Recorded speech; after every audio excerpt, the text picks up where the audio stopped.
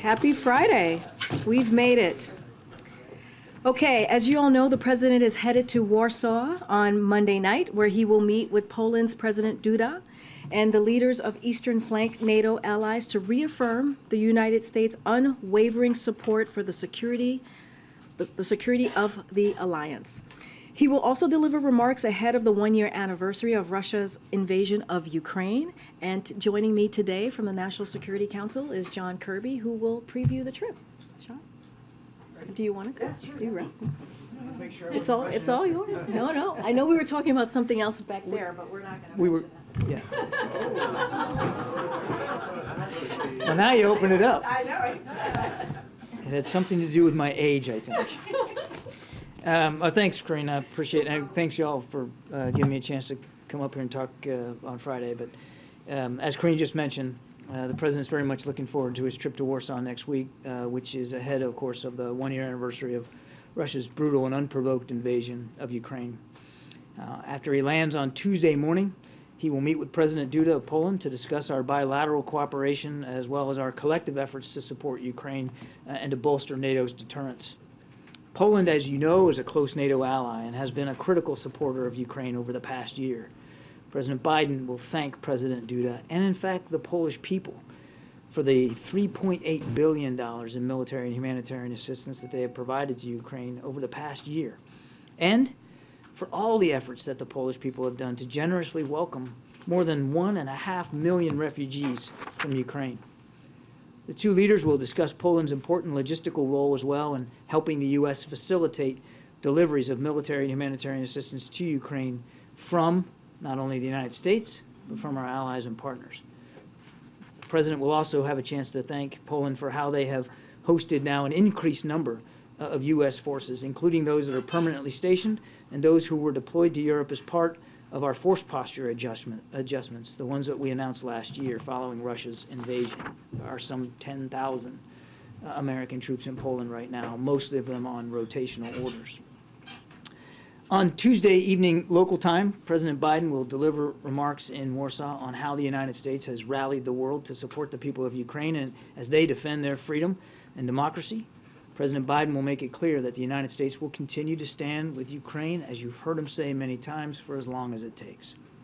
And on Wednesday, President Biden will get a chance to meet with the leaders of the Bucharest Nine, otherwise known as the B9. And these are largely the group of Eastern NATO allies who are basically and quite frankly, literally on the front lines of our collective defense right now.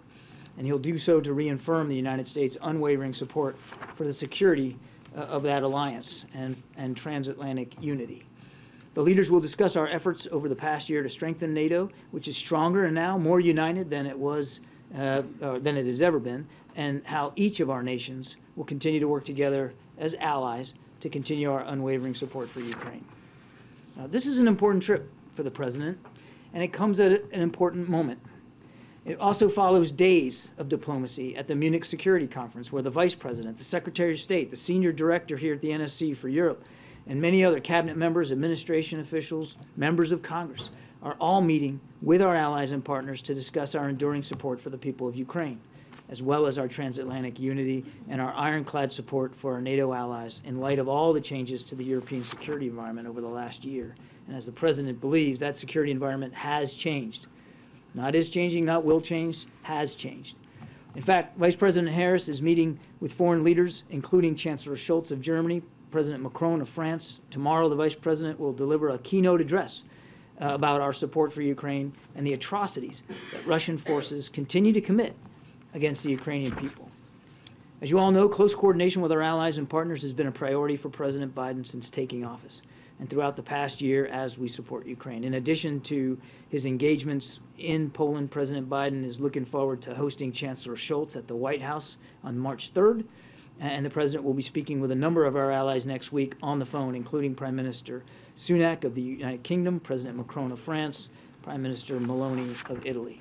As we approach the one-year mark since this invasion, we can proudly say that our support for Ukraine remains unwavering, and our alliances and our international coalition in support of Ukraine remains stronger than ever. And with that, we'll have you take some questions. Oh, we're back to my age again. Yeah. Thank you very much. No, go ahead, Scott. Actually, I had a brief follow-up on the balloon incidents from earlier this week. Okay. Had you seen a story in Aviation Week that an Illinois hobby club feels like their balloon might have been a candidate for the balloon shot I've a week seen ago? that press reporting. Any response to that, because it's very particular location and the last set of data that they got? Yeah, we just can't confirm those reports or what the remains of that balloon might actually end up being, and we haven't recovered it, so it's very difficult till you can get your hands on something to be able to tell. And because of where it is over Lake Huron, I mean, we all have to accept the possibility that we may not be able to recover it. But quick follow on, the president said yesterday, he stood by it, that it was out of an abundance of caution. But an anecdote like this, does it make any sort of reconsideration of perhaps this was an overreaction at any point over the past week? So I'd ask you to, just for a second, put yourself in his shoes. Especially, certainly in light of the Chinese spy balloon and what was a very real, certainly very sizable, and tangible security threat, surveillance threat to the United States in the wake of that. So the military fine-tunes their radar parameters to see more, and of course they're finding more. And you got these three, and they're unidentified, they're not responding to any kind of communication, so we don't know who owns them or what their purpose is. And they're flying in sovereign U.S. airspace. They're also at altitudes that could affect the safety of civilian air traffic, and based on the flight path and the prevailing winds, potentially moving over sensitive military sites. And the military leaders come to you and they say, Mr. President, we don't know what these are. We're concerned about what they could be and about where they could be going and what the purpose might be. And we recommend that you take these down in the interest of safety and security of the American people and out of an abundance of caution. The president acted on that recommendation because he takes so seriously his responsibilities to protect this country, our secrets, our interests, and our people. So the short answer to your question is absolutely not. Given the situation we were in, the information available, the recommendation of our military commanders, it was exactly the right thing to do at exactly the right time. Now, going forward, and you heard the president talk about this yesterday, we're going to make sure we've got some new rules in place for how we make decisions in future circumstances. That doesn't mean, and it doesn't mean, and you heard the president say this yesterday, it doesn't mean that there won't be additional shoot-downs if he believes there's a legitimate threat to our safety and security. But it does mean that we're going to put a new set of parameters on the decision-making process going forward. But just last follow-up on that, everything you just said, can that coexist? Let me rephrase. Was there any feeling of frustration of perhaps this was a $12 hobby balloon from a group of kids in Illinois after the fact? Again, given the information that we had at the time, and the legitimate concerns about potential surveillance in the wake of the Chinese spy balloon, you make decisions based on the best information that you have, and ultimately you have to come down to some core principles when you're making decisions as commander-in-chief. And of course, the most core principle of all is safety and security of the American people and our interests. So again, I say to you, the short answer to that is no. And frankly, given the circumstances in light of what happened with this spy balloon, wouldn't that be a better outcome if it turns out that they were in fact civilian or recreational use or a weather balloon and therefore benign, which is what the intelligence community thinks? Isn't that a better outcome than to have to think about the possibility of greater threats to our national security? Thanks, great. So, John, I take that to mean you guys don't have any plans to reimburse the bottle cap balloon brigade? I don't know of any plans to reimburse. We honestly don't know what this is.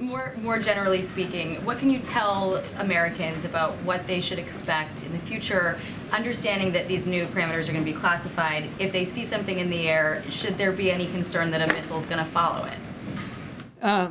Again, we're not going to rule anything out, in or out, in terms of how we're going to treat with additional potential unidentified aircraft. I thought the president did a terrific job yesterday of putting this into some context and making it clear to the American people that their safety will always come first, that these are likely, we're going to find out that they were likely of a benign purpose and not a threat at all.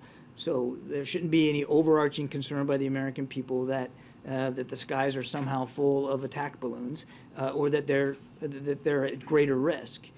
If anything, you look back at how we dealt with this, again with information that we had that wasn't complete, but yet legitimate concerns about a threat, and dealing with that threat safely and efficiently. Nobody hurt as these balloons were taken down. And I think that should give the American people a measure of comfort and confidence.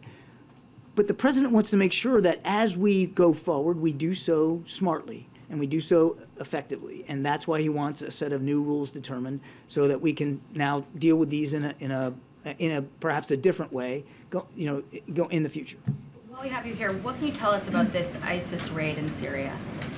Yeah, so I think you saw Central Command put a statement out that last night U.S. military and SDF partnered forces conducted a helicopter raid against an ISIS senior leader, a man named Hamza al-Hamzi.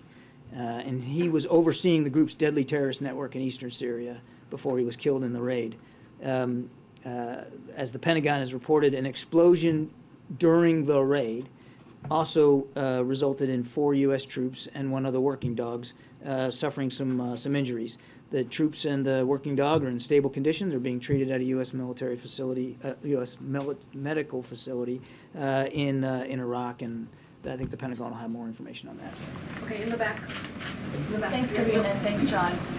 So first, 2 questions. First, will the American public eventually find out what these 3 unidentified objects are, including which companies they belong to or which specific benign purposes they had? We would like nothing better, but I can't sit here and promise you that we'll get to that level of fidelity of detail.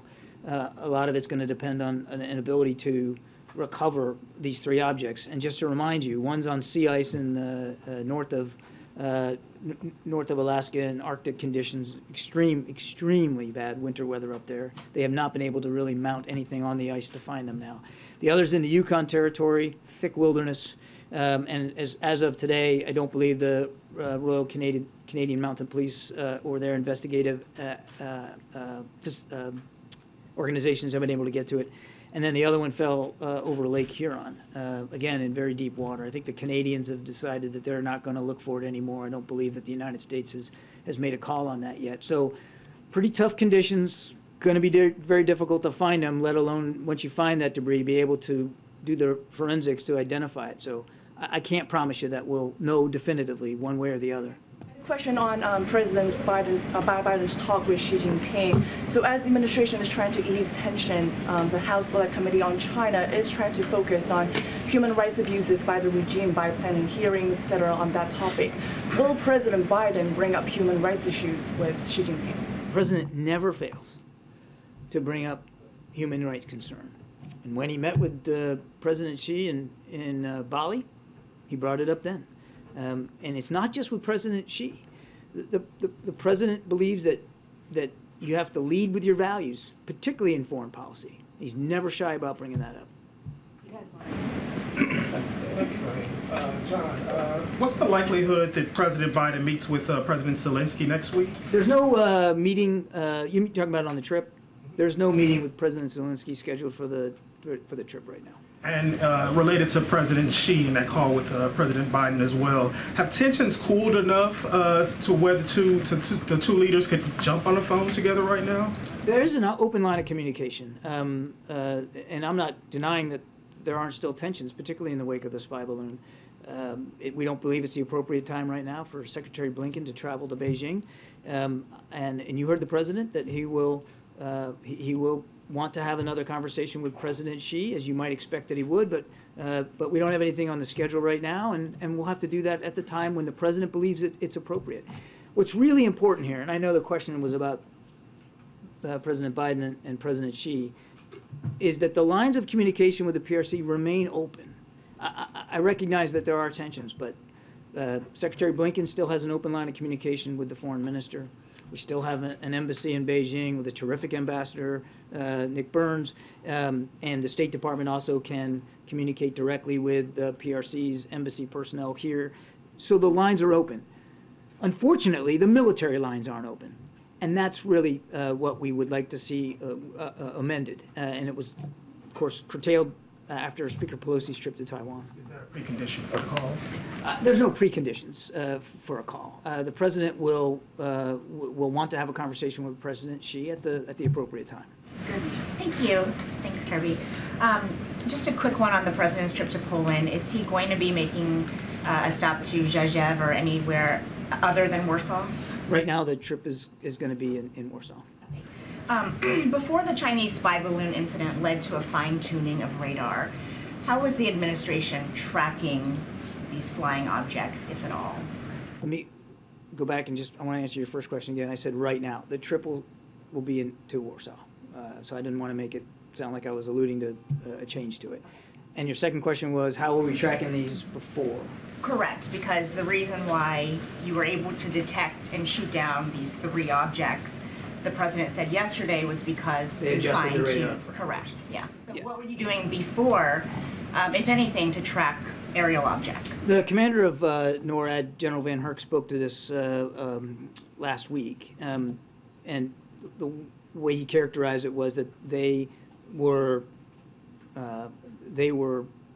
tuned to look for, defaulted to look for, other types of threats in our airspace, fast-moving, lower altitude, more kinetic potential threats, such as ballistic or cruise missiles or bomber or fighter aircraft.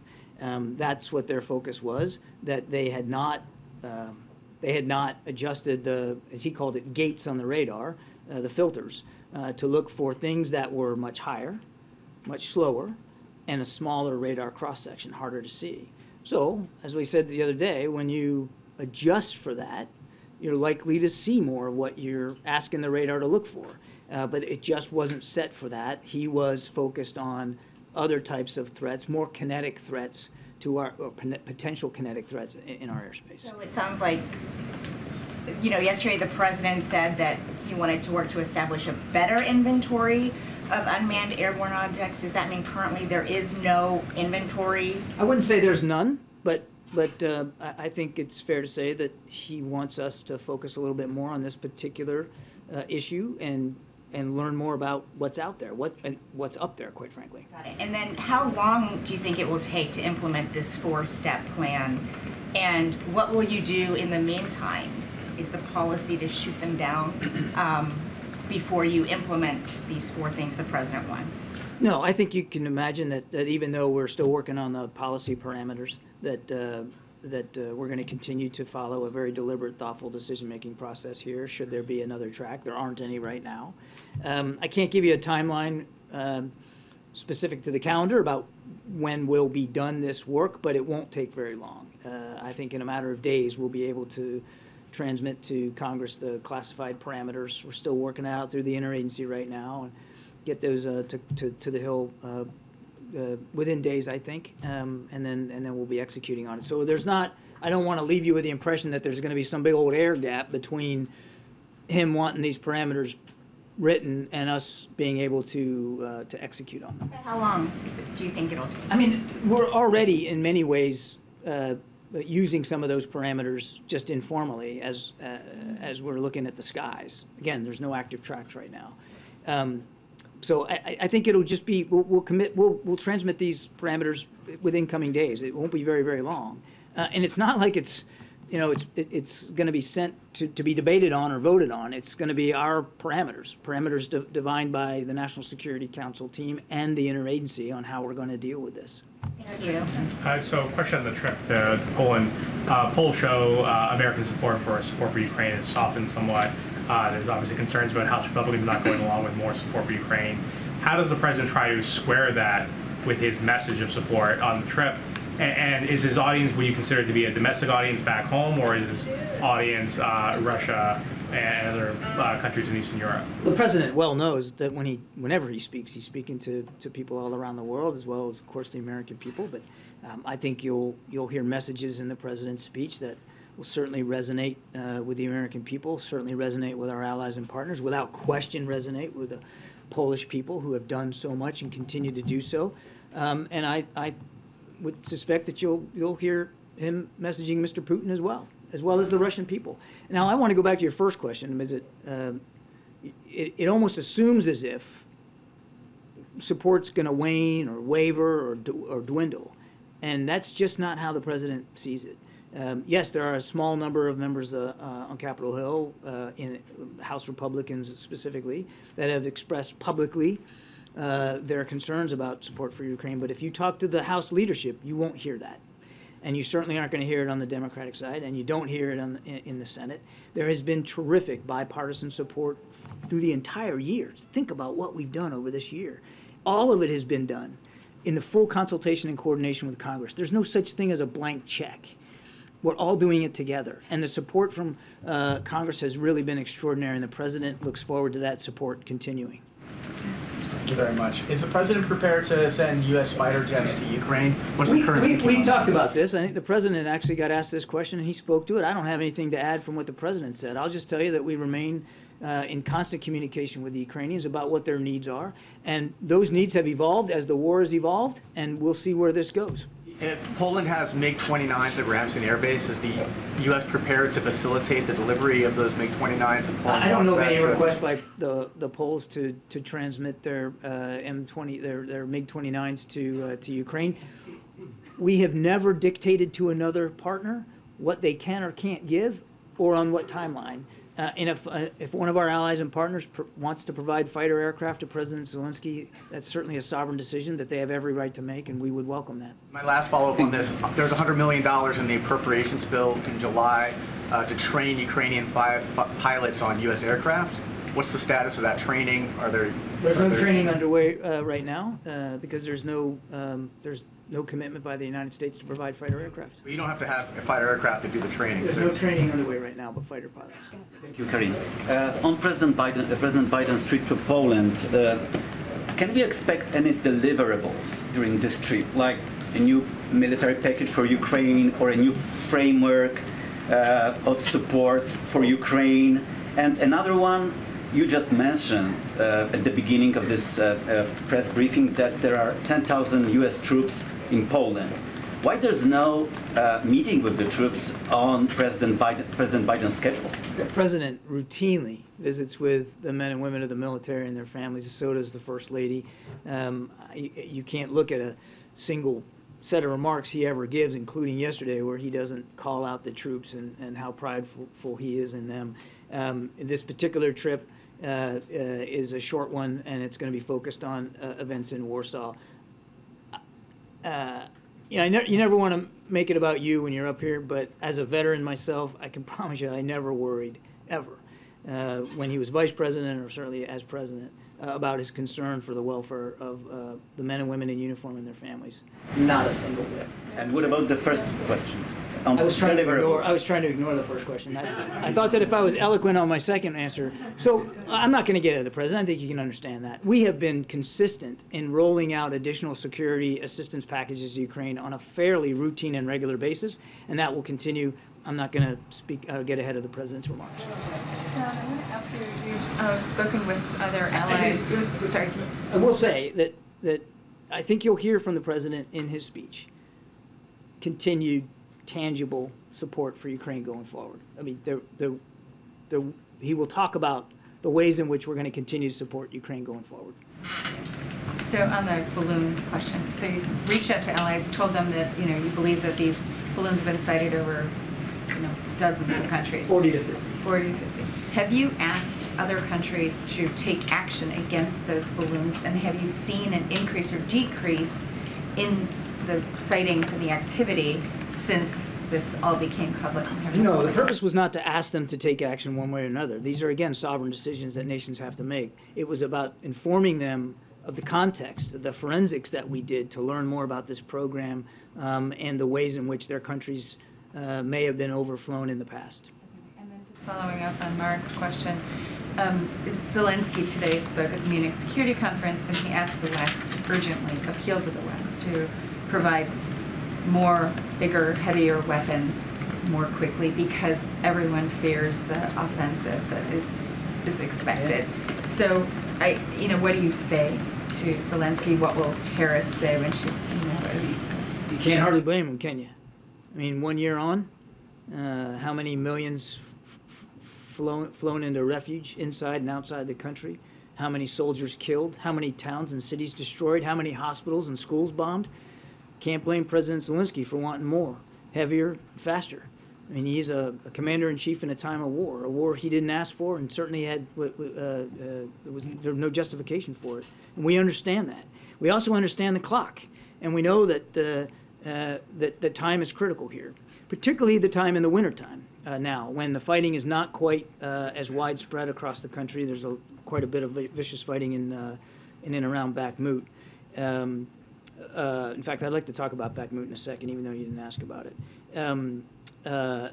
So we're going to try to do what we can to use this time to get Mr. Zelensky as much as possible, as fast as we can, so that when the weather improves, and we all have to assume and expect that the Russians will want to go back on the offense. Right now they're fighting over Bakhmut, but it's possible that along that arc from northeast to southwest that they may want to renew their offensive operations, that he's ready for it, and that if he chooses to, he can go on the offense as well.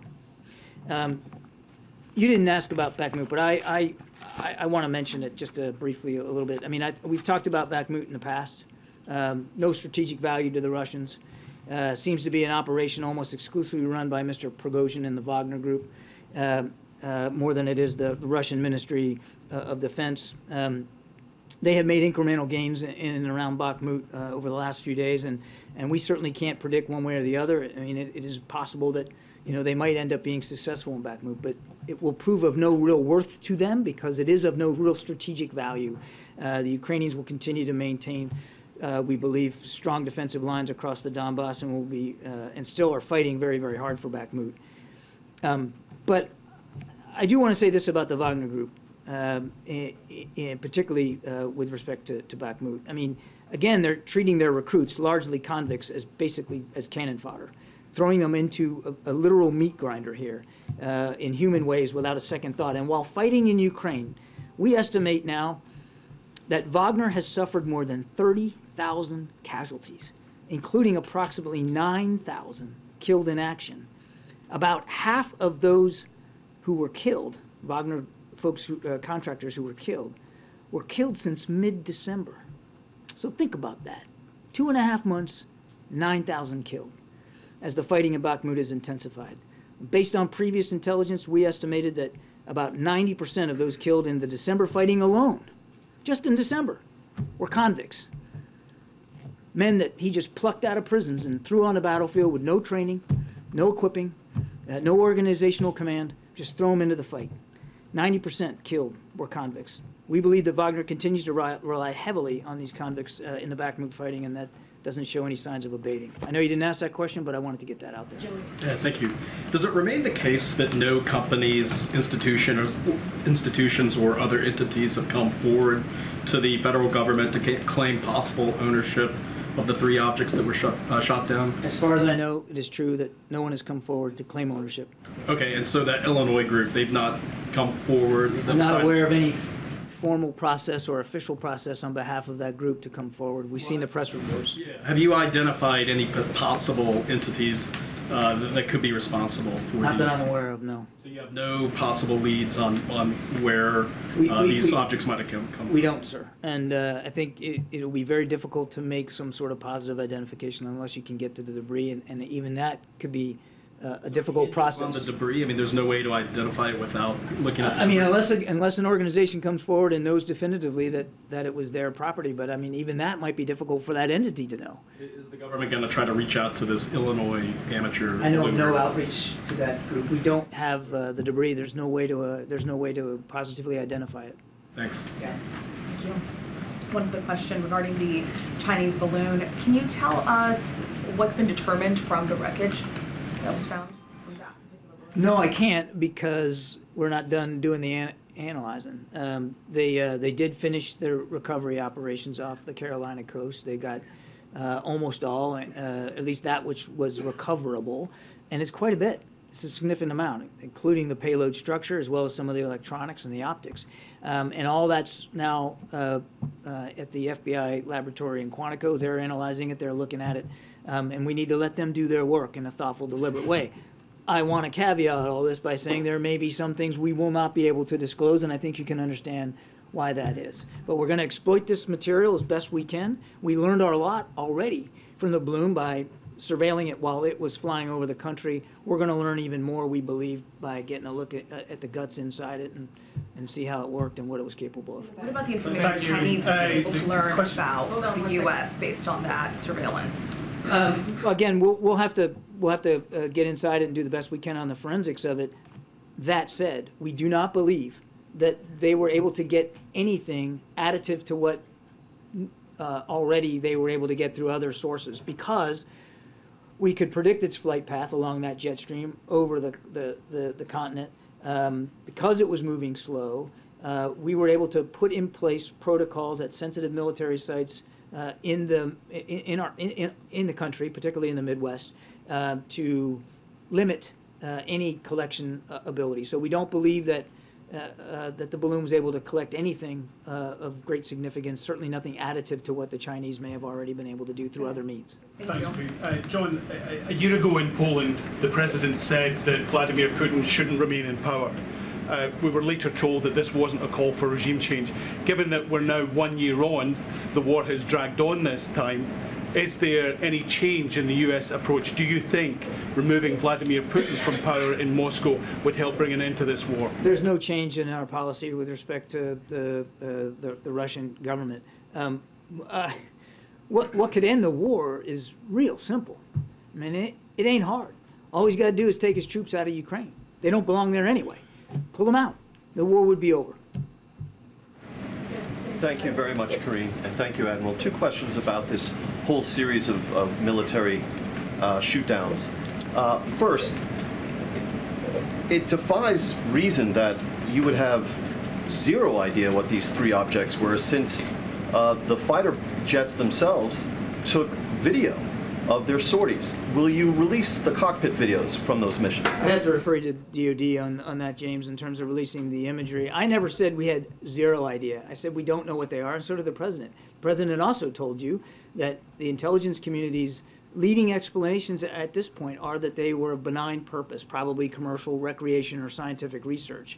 But we may not be able to go to 100% certainty on that unless or until we can get to the debris and analyze it. And as I said earlier, that task alone is going to be very difficult. And I can't predict with certainty that we're actually going to be able to recover the debris. But we never said we had no idea. We can't prove definitively. The intelligence community has helped us try to do some analysis on this, and that's their leading explanation. So you have tried to portray this entire sequence of events as one in which the commander-in-chief demonstrated good judgment at the right time and did the right things. The president's critics obviously see it differently. And what they depict is a commander-in-chief who, according to the Washington Post reporting, was able to track this Chinese spy balloon from the inception of its mission off of Hainan Island all the way to U.S. airspace and across the country. And eventually that was shot down after the Chinese had had a good look at whatever they wanted to see with that balloon, and who then presided over a series of missions in which millions and millions of dollars were spent and missiles were fired at objects that you now concede most likely were benign in nature. And that suggests a commander-in-chief who overreacted after allowing the Chinese spy balloon to do what it did, and then went trigger-happy on a bunch of kites and balloons that had no military threat to them. What do you say to that depiction of events? I've already reacted to that exact criticism in the first question of the briefing. I've already reacted to it. No Americans in the air were hurt. No Americans on the air in the ground were hurt. James, no significant surveillance achieved by the Chinese spy balloon. And now we have an opportunity to learn even more about this program, a program that we started to really study in earnest when we came into office. No apologies here.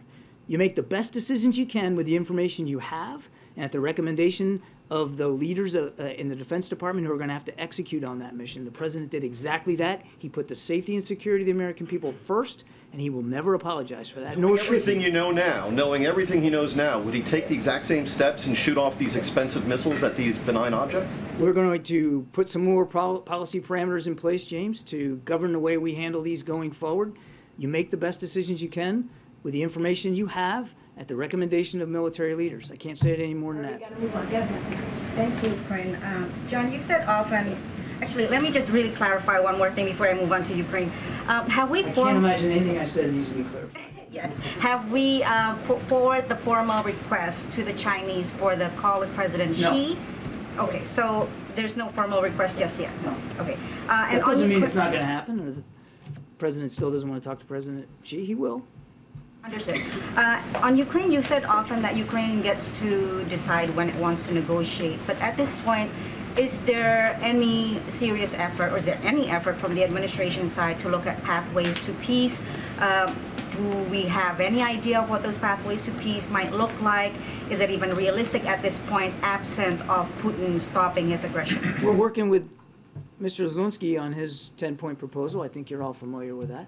And he asked if the United States could devote some of our team to help his team sort of figure out how we can best operationalize that proposal, and that work is ongoing. Okay, and I think part of the problem with the pathways to peace that doesn't seem like it's realistic at this point is, you know, the issue on who keeps what territorially. That just seems like it's way off in the future. Why do you think it's not realistic right now? Well, I mean, I don't know. Is it? Do you think that it's realistic? Do you think Mr. Putin has shown even a scrap of interest in ending this war? Like I said, a war could end today? No. And what's he doing instead? Launching cruise missiles and drones into civilian infrastructure, knocking out the power, knocking off the heat, killing kids, sending kids to camps inside Russia, buying drones from Iran and trying to buy artillery shells from North Korea. This is not a man who's at all serious about ending this war.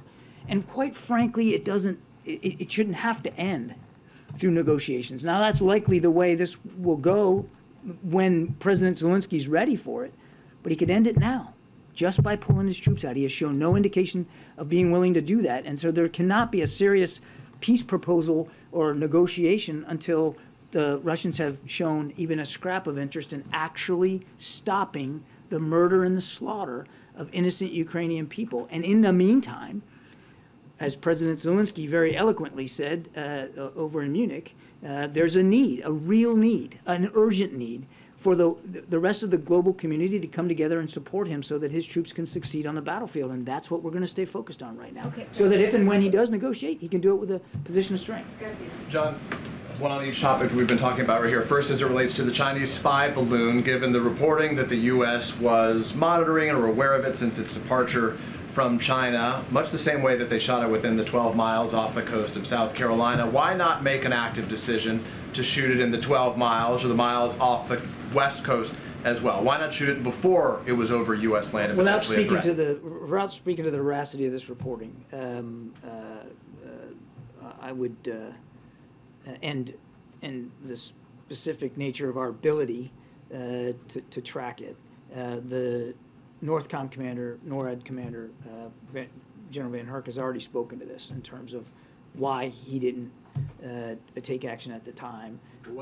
Wasn't he speaking to when it was over the United States? No, he was speaking to. He got asked specifically about approaching Alaska and why he didn't take action, and he talked about no hostile intent, no hostile threat, and concern for lives and livelihood on the ground. Do we have a domain awareness gap? He has identified a domain awareness gap. That's part of this review that's taking place in some form. So it's not a review. We're simply developing. Part of this effort. We are developing new policy parameters that are going to be helping us with the decision-making process, Peter. Now, General Van Herk talked about a domain awareness gap. Some of that gap has been addressed by fine-tuning the radars and making them more sensitive to things that are high, slow, and small. And we'll certainly continue to work with the Defense Department as they begin to move forward. They got a new budget they're working on. If there needs to be more resources applied to this particular challenge, then that's certainly a conversation worth having. Then lastly, about the trip, In late January, the administration announced dozens of Bradleys would be sent to Ukraine. Any update? Those obviously needed to be built. Any update on the timetable within which those will be delivered to Ukraine? I think you're getting a little confused. The Abrams tanks are being procured through. Correct. I meant to say. Funding. Yes, correct. They are. I don't know where they are in the procurement process. That's a better question for the Defense Department. I'd refer you to those guys. But it's going to be many months before they can be contracted for, built and procured, and getting them into Ukrainian hands. It's going to be a while. Good, Ariel. Thank you. When the president says he's going to support Ukraine as long as it takes, does it mean that if President Zelensky decides to launch a battle to retake Crimea, the president would support him as well? And another question, can you confirm that the top Pentagon official has arrived in Taiwan for a visit? On the first question, I'm not going to get into a hypothetical. I'm certainly not going to hypothesize about potential future operations that the Ukrainians might or might not conduct. That's up to President Zelensky and his team. When President Biden says as long as it takes, he means as long as it takes. He's not trying to be cute by half. There's no special way to interpret that. He means as long as it takes. Hopefully it won't take any longer than another day or so. But I think we all know that's not the case. So when he says it, he means it. And I think all you got to do is look back at the last year, at the unprecedented amount of assistance, security assistance alone. Forget about just the financial and humanitarian assistance that the United States has not only provided but led the world in providing. So he stands by that. And I can't confirm your other question. You'd have to talk to my colleagues at the Defense Department. I don't have detail on the schedule. Are you able to provide any update on whether there are discussions of other Western leaders coming to Poland while President Biden is there? There have been grumblings that Rishi Sunak could come, or Macron.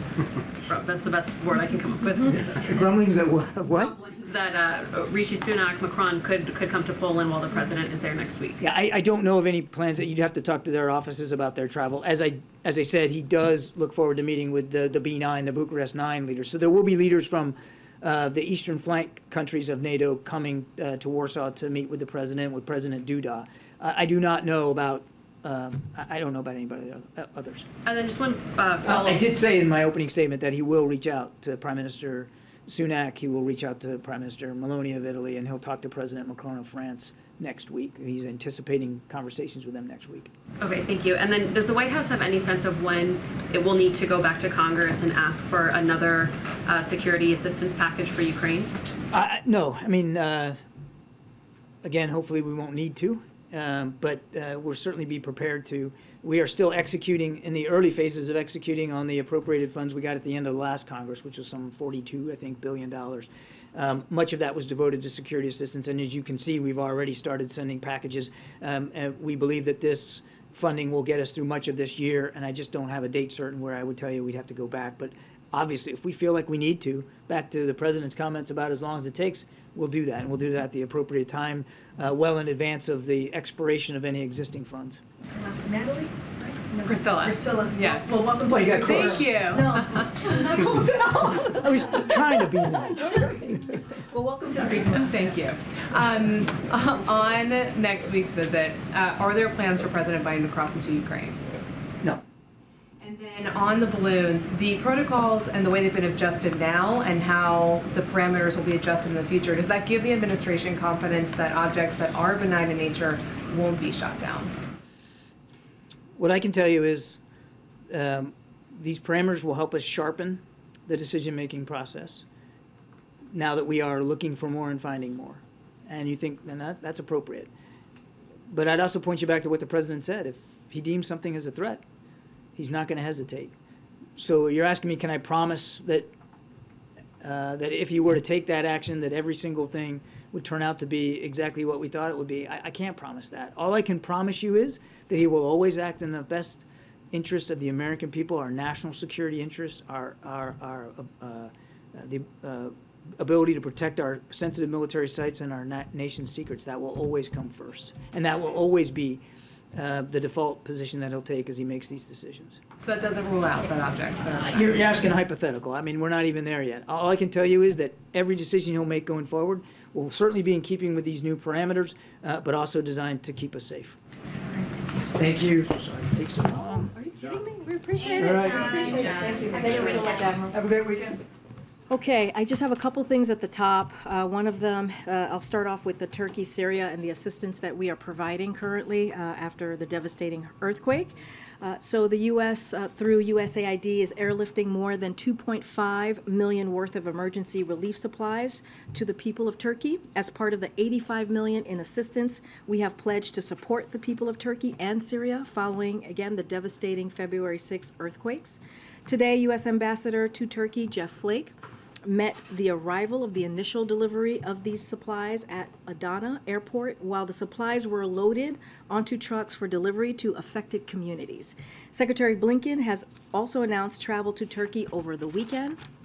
Over the coming days, USAID will continue to transport relief supplies on approximately 10 flights with more than 1.8 million pounds of supplies of kitchen sets, hygiene kits, heavy-duty plastic sheeting for temporary shelters, and high thermal blankets to provide for hundreds of thousands of people. In Syria, we must keep aid flowing so that the Syrian people get the help they so desperately need. The decisions earlier this week to open 2 additional border crossings for UN convoys is welcome, but long overdue, and we must ensure that they cannot be turned off on a whim.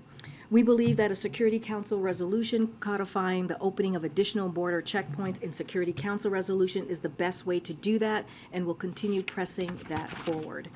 I also want to say a few words about Senator Fetterman, and before we continue, millions of Americans, as you all know, go untreated with depression every day. Senator Fetterman did the right thing and brave thing today or just this week by getting the help that he definitely needs. So the president is committed to making sure every American can get help they need too, which is why he made addressing mental health a priority from his earliest days as president. His administration has made unprecedented investments in expanding access to mental health services, including better incorporating mental health into the broader health care system, securing bipartisan funding to get more mental health resources to schools, and bolstering the 988 suicide hotline. In his State of the Union speech just last week, the president continued to call for Republicans and Democrats to work together to get this done. As the president and First Lady shared this morning, they are thinking about John, Giselle, and their entire Fetterman family today, and they are grateful to Senator Fetterman for being an example to this. And briefly and last, I want to say to all of you, yesterday Secretary Walsh announced that he will step down from his role as Labor Secretary in the upcoming weeks. As the President said in his statement about the Secretary's departure, Secretary Walsh is one tough union chief, and his record at the Department of Labor is a testament to the power of putting a card-carrying union member in charge of fighting for American workers. Through the Secretary's leadership, the administration has helped unions secure a historic pay raise for rail workers, continued the fight for paid sick days for all American workers, strengthened workplace protections, and ushered a historic surge in union organizing. Secretary Walsh's work has made life better for millions of working Americans and will serve as a model for all future labor secretaries who truly value American working people. We certainly wish Secretary well in all his future face-offs and also puck drops. So good luck to you, Secretary Walsh, and we can start the briefing. Okay. So question on House Oversight Committee wants to examine the U.S. pullout from Afghanistan, a second Republican-led investigation into the withdrawal. Does the White House plan to cooperate with this investigation? How does it feel about it? So I'll say this, we have been providing Congress with information on Afghanistan and the operation for this past year, so don't have anything to add there. As you know, the White House counsel is very much focused on the oversight. They're the ones who are answering questions and dealing with the letter. Certainly we'll take a look at the letter, so I will let them speak to this. And what's the status of the administration's own internal review? There's a lot of talk about this. Is that ever going to be finished or released publicly? So it's, don't have any update on the review. I know that's been asked a couple of times. I know that Jake Sullivan came and spoke to this some time ago, our national security advisor. Just don't have an update for you all. And once we have something to share, we certainly will provide it. Get an update on for next week. I would have to honestly speak to Jake Sullivan, the National Security Council team. But I know that that's come up a couple of times here at the podium, and he's spoken to this. I would just have to go back to them and get some information for you. Thank you. Regarding Senator Fetterman, while the president was at Walter Reed yesterday, did he by any chance see the senator there? I don't have any meetings or conversations with Senator Fetterman to speak to at this time. Okay, and regarding the Memphis police officers charged in the death of Tyree Nichols, as you know, this is a community that's been hurting. I was there in Memphis when the video was released for the funeral. We saw the vice president there. The people there want change in the policing system.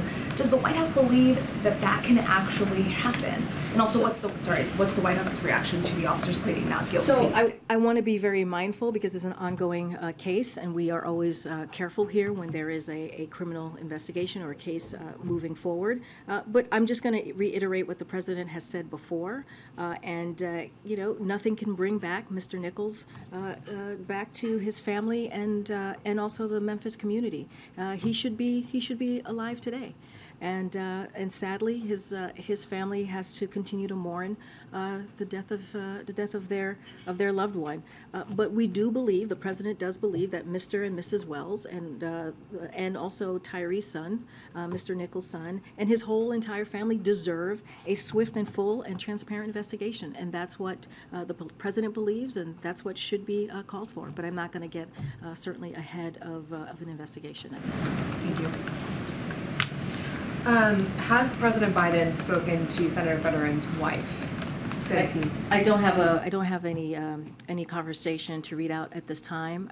As you know, the president has developed a very good, close relationship with the Fettermans over the last several months. You saw the president visit Pennsylvania multiple times during the midterm elections, and so they've gotten to know each other. I think you know, the president and the first lady put out a very heartfelt tweet, just lifting up Senator Fetterman and what he has committed to do for himself, and really speak to an issue that millions of Americans have to deal with every day, and that is incredibly courageous and brave to do. And of course, we wish him a speedy recovery.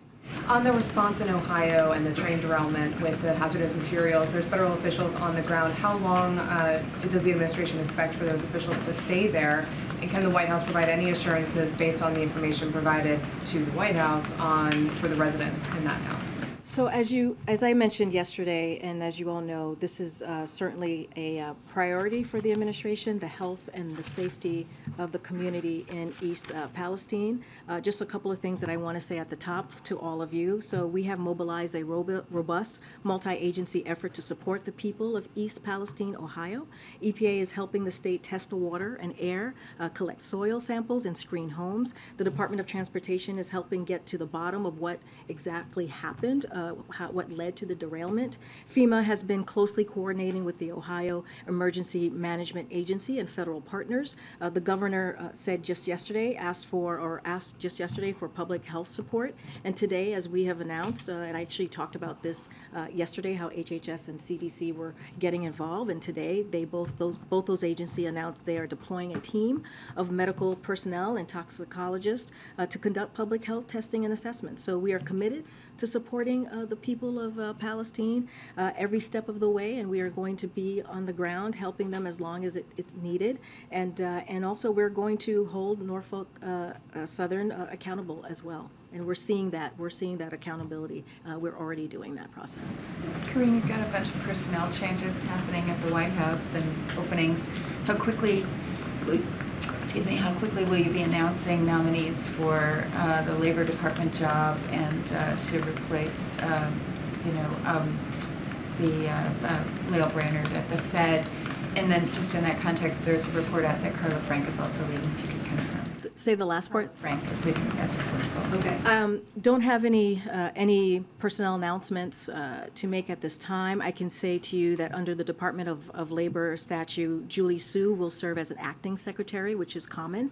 But as far as personnel announcement, I don't have anything to share at this moment. Clearly, filling the role of filling those two roles are critical and important and a priority. Just don't have to share anything to share at this moment. Follow up. I mean, what are you looking for in a labor secretary? You talked about what you thought Marty Walsh brought to the job. What are you looking for? Your economic team. You've raised a lot of concerns over the last year about corporate profit taking, about just empowering unions, kind of supporting unionization drives.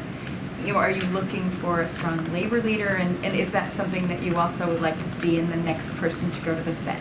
Yeah, I think that's both very good questions. I'm going to leave that to the president to decide what it is that he's looking for in those two key critical positions. No one's going to replace Marty Walsh. He was one of a kind, as I just laid out, and incredibly effective. And we are very, very thankful for his service and wish him well. So don't want to say that's that's what we're going to be looking for, but also that's for the president to decide. As far as the president's economic plan or how he sees the economy moving forward, you kind of see that what he's been able to lay out these last 2 years, and certainly he wants to continue to build on that, continue to build on growing the economy from the bottom up and middle out. I'm not going to get into too many details there. As you know, it's the Federal Reserve, so we're always trying to be really mindful there. But as soon as the president has decided who's going to be next to fill those two positions, certainly we will share that. Thanks, Corinne. To follow up on that, both the CBC and KPAC have endorsed Julie Su to officially become the next labor secretary, in part because, quote, the inclusion of an AANHPI as a cabinet secretary is long overdue. Is she on the president's shortlist?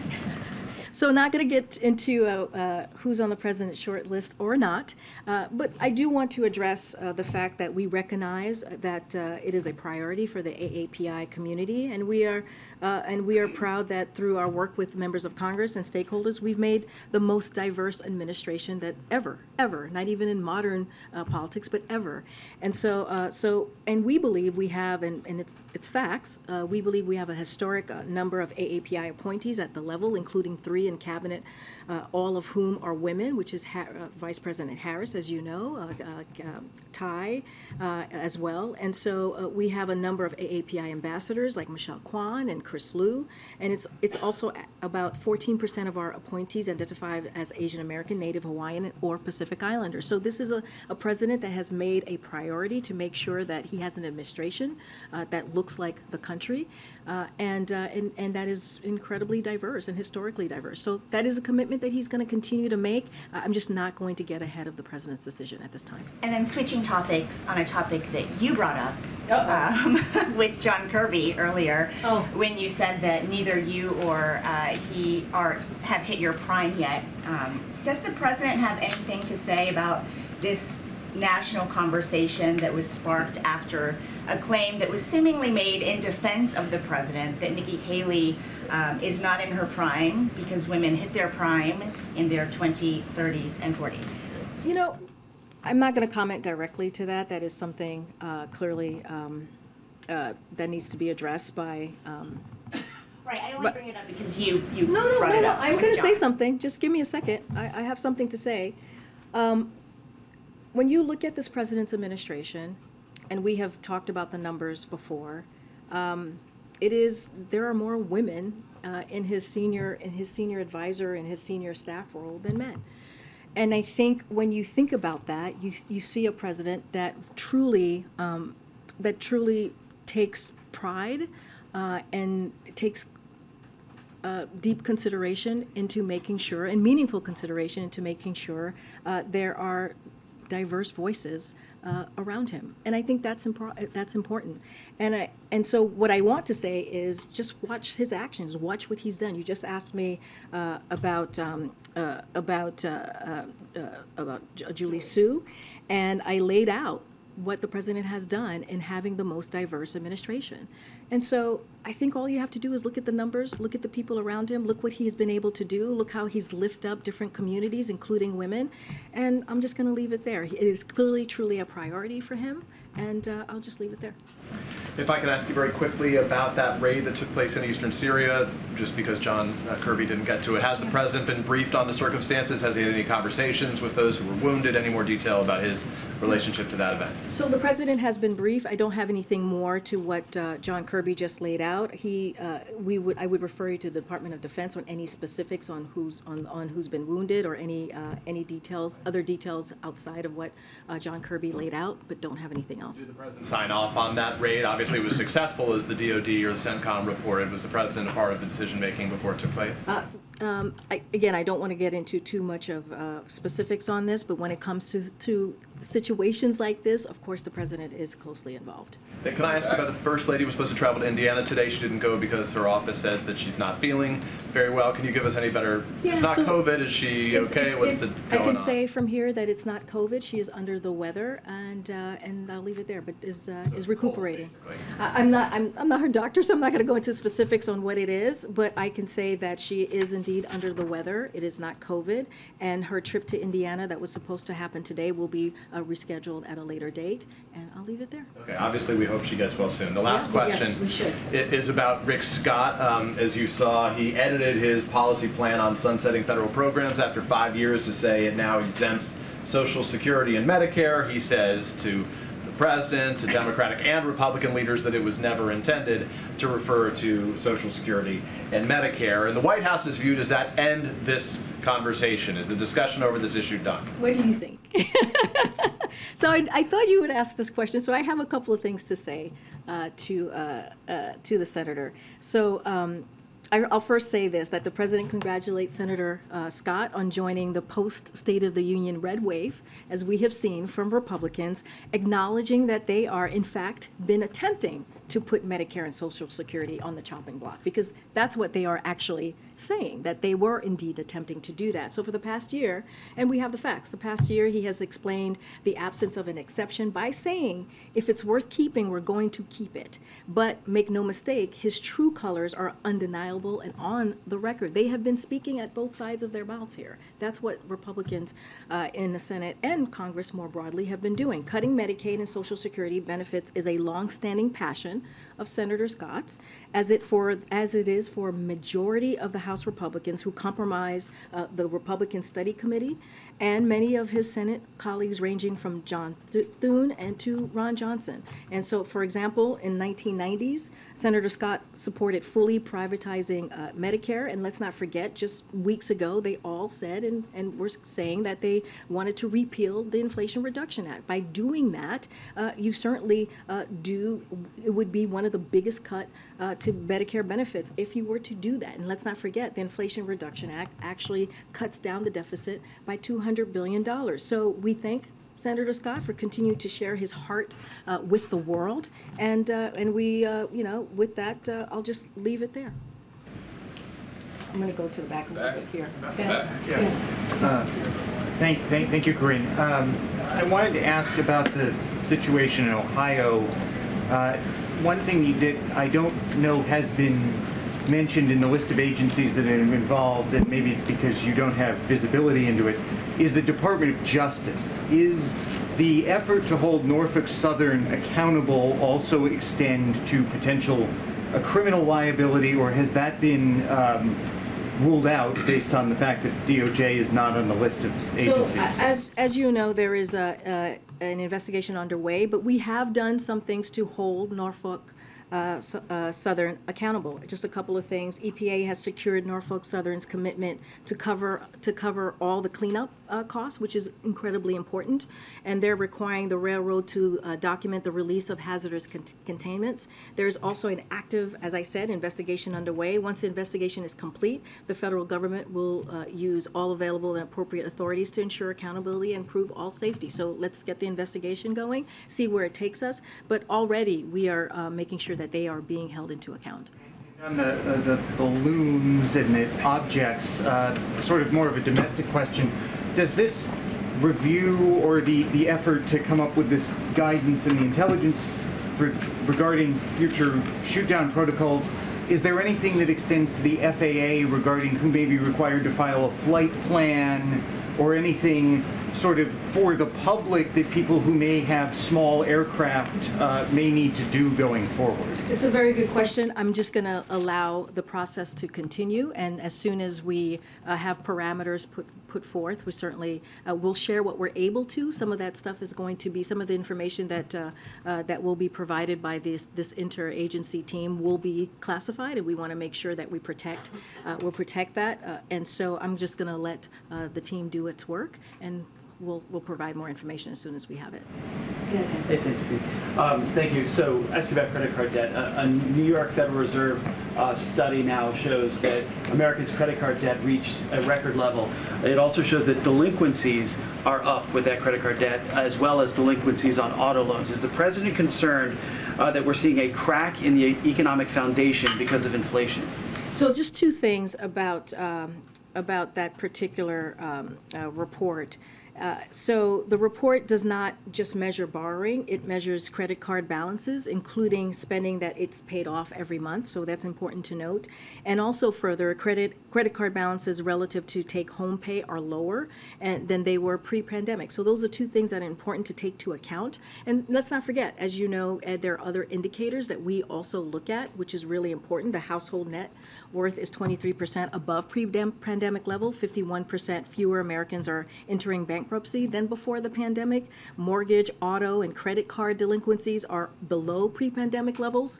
In fact, mortgage delinquencies are near record lows since the start of the data in 2003. And over the last few years, we've seen credit card scores strengthen and expansion of credit. So we also have to look at the other indicators. And so just wanted to make sure that, and I know you do as well, but want to make sure that we point that out too. So the president doesn't see weakness then in the overall economy? No, if anything, I just mentioned where we are.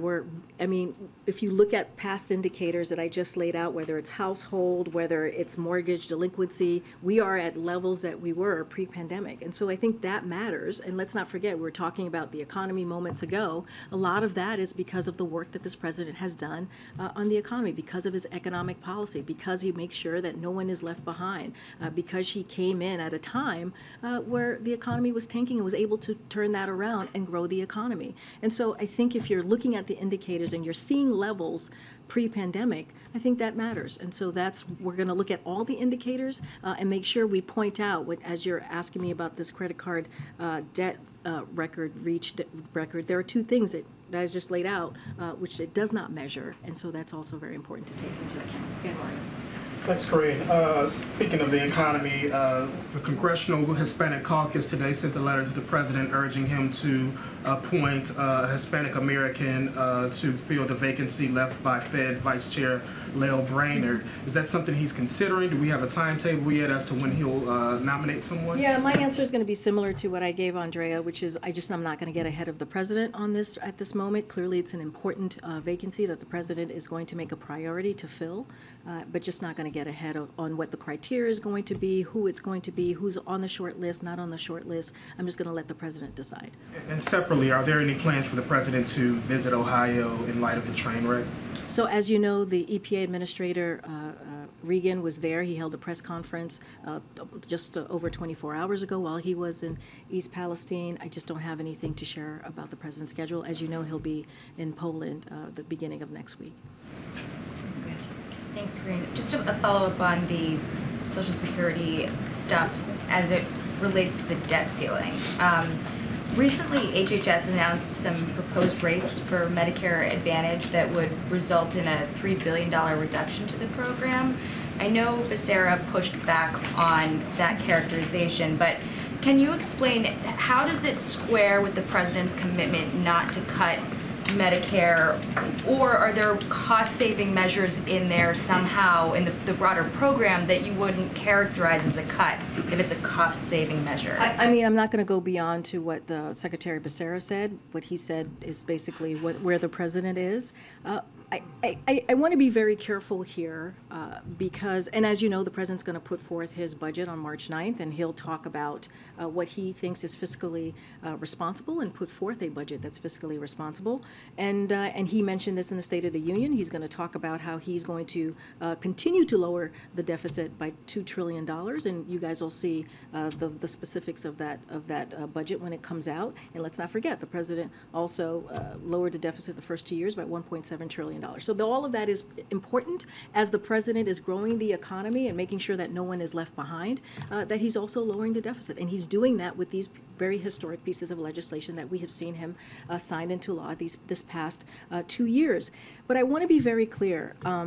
When it comes to protecting Medicare, when it comes to Social Security, the president is going to continue to fight to make sure that those are not being held hostage by the Republican Party, to make sure that we are fighting for programs that taxpayers, pay into. We're talking about veterans, we're talking about seniors. So this is something that the president has been very clear about. He talked about it this week. He talked about it at the State of the Union. We need to make sure those programs, those life-saving programs for many Americans, millions of Americans, are not played with, just like what Republicans are trying to do. I just laid out moments ago how Republicans have been talking about for years, how they want to cut those really key programs for our veterans, for our seniors. And so the president, again, is going to continue to fight for those. Thank you. Thank you. Earlier today, when the White House released some background information on Ohio, one thing that was said by officials is that if Norfolk Southern backed off the commitment to pay for cleanup, then the administration would be prepared to issue a legally binding order to get reimbursed 3 times the amount. I'm wondering if that was just like a warning, or if there has been indication thus far, a recent indication from the company, that they could back off that commitment. So I don't have any indication that they are backing off of that. I just laid out how that EPA is requiring or the company has committed to cover all cleanup costs. That is something that EPA has worked very hard on and is making sure that the company is doing. And from what I understand, they are going to do that. And as I said before, there is an investigation underway, and we'll know more, but I don't have any indication of what you just laid out. It was also said that a CDC team, as you were saying, was being dispatched, that they're going to be on the ground on Monday. I'm hoping you can kind of explain for people just why they're only hitting the ground on Monday, it's not happening actually now, but also why it didn't happen. This has been going on for a couple weeks now. Well, I want to be very clear. On February 4th, we had folks on the ground within hours. Yeah, EPA team, but this matters, right? This happened on February 3rd, at 2 a.m. on February 4th, hours after the derailment, the EPA team was on the ground. So I just want to make sure that the American people understand that we did take action and folks were on the ground. So it is like multiple federal agencies, again, were on the ground, not just the EPA, within hours. It is also important to remember that it was a serious accident. And so when these incidents happen, you need to let the emergency response take place. So that is important as well. Senior leadership arriving in those initial days would detract from those urgent response efforts. And when it was appropriate, the EPA administrator went, as you saw him yesterday, and additional agency officials, as you just mentioned, HHS, CDC, will be visiting soon. But the work is happening. We've been on the ground again since February 4th, hours after the derailment happened, and we are committed. We are committed. This is the federal government is committed to making sure that the community gets what it needs, and we'll be there on the ground for as long as it takes. Kirby mentioned humanitarian assistance when he was talking about the president's trip, but obviously the president has talked so much recently about the U.S. security assistance to Ukraine. Last year when he was in Poland, he met with refugees. That was a big part of his message there. How much of this trip will be about that side of it? Will he meet with refugees? Will you add some component like that for this trip? I'm not going to get ahead of what we've laid out. He'll be in Warsaw, as you know. He's going to make a major speech, and he wanted to do this ahead of the anniversary. As you all know, the anniversary will be a week from today of Russia's brutal war against Ukraine. Don't have anything else, any further details to share on that. He mentioned the eastern flank, right? Which is incredibly important to to be there to show our commitment to Ukraine, but also our NATO alliance. And so that's what you're going to hear from the president. Don't have anything more to share on any humanitarian aid or security assistance. Clearly, we have done a lot over this past year, and there continues to be bipartisan support as you look at that assistance, and we will always share that with you when we're ready to announce more. But certainly, I'm not going to get ahead of the president from here today. Okay, I'm going to take one more. Oh, okay. Oh gosh, I'll take one more. One more. I'm trying to call somebody. I haven't called yet. Go ahead, Alex. I haven't called Alex in a while. Thank you, Corinne. 31 Democrats joined with Republicans to vote against revisions to the D.C. crime bill, and now that heads to the Senate. And there could be, obviously because the margins are narrower, they could reject those revisions as well. I know this administration supports D.C. statehood and sovereignty. At the same time, what does it make of the debate over the revisions to the crime bill and just the issues with public safety in the nation's capital? So, just because you mentioned the House Republican, I just have to say this on the record. It is yet another clear example of why, as you just mentioned, D.C. deserves statehood. That is something that the president has supported since his campaign and will continue to do so. As it relates to the D.C. crime bill itself, look. The president has never been clear that we must do more to reduce crime and save lives, and that's why he's taken those executive actions that he's done the last 2 years. He outlined, as you all know, the Safer America plan. The president believes that making our communities safer requires a couple of things: funding the police and promoting effective prosecution of crimes affecting families today, from gun crimes to carjackings to fentanyl trafficking, investing in crime prevention, including drug courts, mental health, substance use disorder services, homeless services, summer jobs, and mentoring for teenagers and young adults. And so all of these things, community violence interventions, and a fairer criminal justice system, that is something that the president is going to continue to push. The third and last thing I'll lay out is taking additional common sense steps on guns to keep dangerous firearms out of dangerous hands, including banning assault weapons ban, which is something that you heard the president talk about just last week. So look, the president has put forth a plan, a safer community, a Safer America plan, to make sure that our communities are indeed safe. He's taken actions the last 2 years, and he'll continue to do that. And so I'll just leave it there for now. Thanks, everybody. Thanks. See you next week. See some of you in Poland.